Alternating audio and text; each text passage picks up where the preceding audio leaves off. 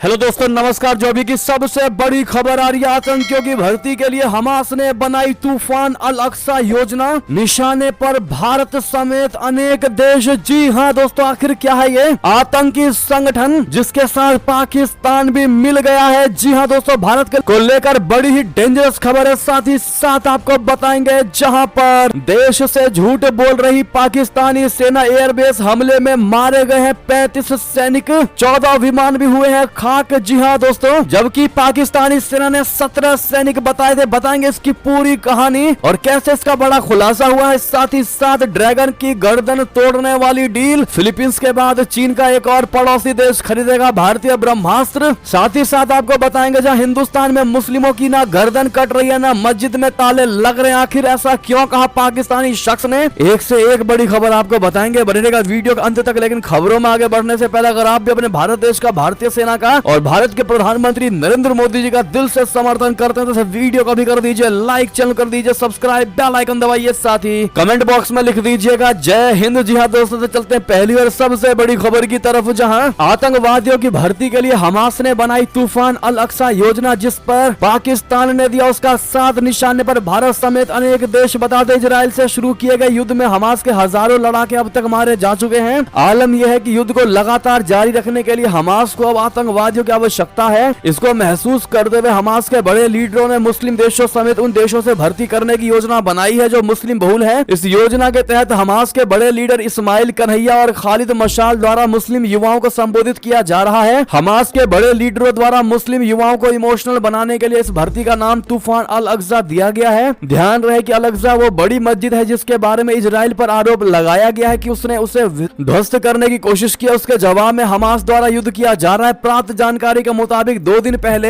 Hamas के बड़े leader Ismail Kanhaiya ने पाकिस्तान की राजधानी इस्लामाबाद में तूफान अल अक्सा नामक रैली को संबोधित किया। इसका आयोजन कट्टरवादी संगठनों द्वारा किया गया था, जिनमें पाकिस्तान का सबसे बड़ा कथित धार्मिक संगठन जमात इस्लामी भी शामिल था। हमास में भर्ती के लिए पाकिस्तान के धार्मिक संगठन जमात इस्लामी के मुखिया सिराजुल हक ने हमास के बड़े लीडरों से दोहा कतर में मुलाकात की। इस दौरान पाकिस्तान के लिए इस संगठन ने हमास को पूरी तरह से भरोसा दिया है कि वो उन्हें हर तरह की मदद मुहैया कराने में कोई कमी नहीं छोड़ेगा। खुफिया सूत्रों के मुताबिक इस दौरान हमास में लड़ने के लिए नए आतंकवादियों की भर्ती के प्लान पर भी आगे की योजना बनाई गई, जिसके तहत पाकिस्तान के धार्मिक नेताओं द्वारा उन्हें भरोसा दिया गया कि वो इसके लिए भारत समेत अनेक देशों में योजना के तहत भर्ती कराएंगे। जी हाँ, अब ऐसे में दोस्तों पाकिस्तान का इन आतंकवादी ग्रुप का साथ देना कहीं ना कहीं ये दर्शाता है कि ये ग्रुप भारत को भी खतरे में डाल सकता है और भारत के खिलाफ भी कर सकता है, क्योंकि पाकिस्तान अपना सबसे बड़ा दुश्मन भारत को ही मानता है। और अगर ऐसे में इस आतंकी संगठन के साथ पाकिस्तान जुड़ रहा है तो कहीं ना कहीं वो भारत की खिलाफी जरूर करेगा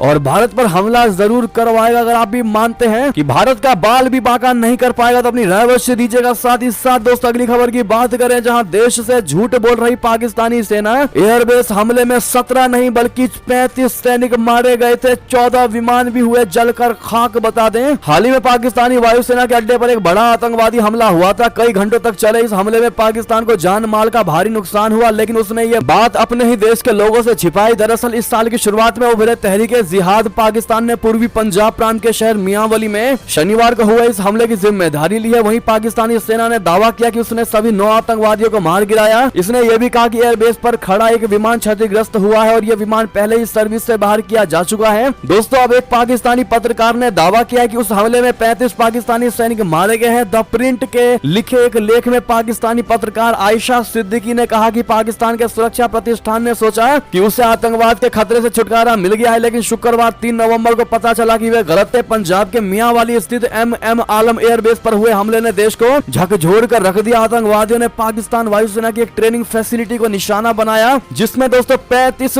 पाकिस्तानी जवान मारे गए और पाकिस्तानी सेना ने यह बात पूरे पाकिस्तान से छिपाई। अब ऐसे में शक यह भी हो रहा है दोस्तों कि उन्होंने 9 आतंकवादियों को मार गिराने की बात कही है। अगर पाकिस्तानी आर्मी ऐसा झूठ बोल सकती है तो वो आतंकवादियों को लेकर भी झूठ बोल सकती है। दोस्तों इस मुद्दे पर आपका क्या कहना है, अपनी राय अवश्य दीजिएगा। चलते अगली बड़ी खबर की तरफ, जहां ड्रैगन की गर्दन तोड़ने वाली डील, फिलीपींस के बाद चीन का एक और पड़ोसी देश खरीदेगा भारतीय ब्रह्मास्त्र। बता दे, थाईलैंड का चीन के साथ लंबे समय से मधुर संबंध रहे हैं, लेकिन थाईलैंड की नई सरकार दूसरे देशों के साथ मजबूत संबंध बनाने की कोशिश कर रही है और माना जा रहा है कि थाईलैंड की नई सरकार ड्रैगन के खतरनाक इरादे को जान गई है, लिहाजा उसकी नजर भारत के ब्रह्मास्त्र ब्रह्मास्त्र यानी ब्रह्मोस मिसाइल पर है। ब्रह्मोस वो खतरनाक मिसाइल है जिसे भारत से सिर्फ और सिर्फ चीन को ही ध्यान में रखकर तैयार किया गया है और अभी तक चीन के पास ऐसा एयर डिफेंस सिस्टम नहीं आया है जो ब्रह्मोस मिसाइल को ट्रैक कर सके। लिहाजा ब्रह्मोस मिसाइल चीन के लिए किसी बुरे सपने से कम नहीं है। यूरेशिया टाइम्स की एक रिपोर्ट में दावा किया गया है कि भारत ने थाईलैंड को ब्रह्मोस मिसाइल बेचने का ऑफर दिया है और थाईलैंड सरकार को भारतीय सेना के तीनों अंगों में शामिल ब्रह्मोस मिसाइल काफी पसंद आई है। भारत पहले ही चीन के बैकयार्ड फिलीपींस में अत्याधुनिक ब्रह्मोस क्रूज मिसाइलों की तैनाती कर चुका है और अब भारत की कोशिश थाईलैंड में भी ब्रह्मोस सेट करने की। और रिपोर्ट में कहा गया है कि थाईलैंड के साथ पिछले कुछ समय से ब्रह्मोस डील को लेकर बातचीत चल रही है। जी हाँ दोस्तों, अगर खबर की बात करें जहां पर श्रद्धालुओं की सुविधा के लिए बीआरओ ने अमरनाथ गुफा तक बनाई सड़क, तो पीडीपी महबूबा मुफ्ती ने कहा यह सबसे बड़ा अपराध बता दें। सीमा सड़क संगठन यानी बीआरओ ने जम्मू कश्मीर में पवित्र अमरनाथ मंदिर तक रोड कनेक्टिविटी का विस्तार किया है। बीआरओ की ओर से कहा गया है कि श्रद्धालुओं की सुविधा को ध्यान में रखते हुए सड़क का निर्माण किया गया है। एक बयान में बीआरओ ने कहा कि मध्य कश्मीर के गांदरबल जिले में बालटाल आधार शिविर के माध्यम से डुमेल से अमरनाथ गुफा तक सड़क का चौड़ीकरण पूरा हो गया है। वाहनों का पहला जत्था सड़क मार्ग के जरिए मंदिर तक पहुंच गया है। उधर अधिकारियों ने बीआरओ की सराहना करते हुए कहा कि कर्मियों ने कठिन कार्य पूरा किया और अमरनाथ गुफा मंदिर तक सड़क संपर्क का विस्तार करके इतिहास रचा है। दोस्तों, एक्स पर अमरनाथ गुफा तक पहुंचने के लिए गाड़ियों के जरिए श्रद्धालुओं के जत्थे का एक वीडियो भी शेयर करते हुए बीआरओ ने लिखा कि प्रोजेक्ट बीकन पूरा हो चुका है। तो दोस्तों, उधर बीआरओ के इस ऐतिहासिक काम का विरोध करते हुए पीपुल्स डेमोक्रेटिक पार्टी यानी पीडीपी ने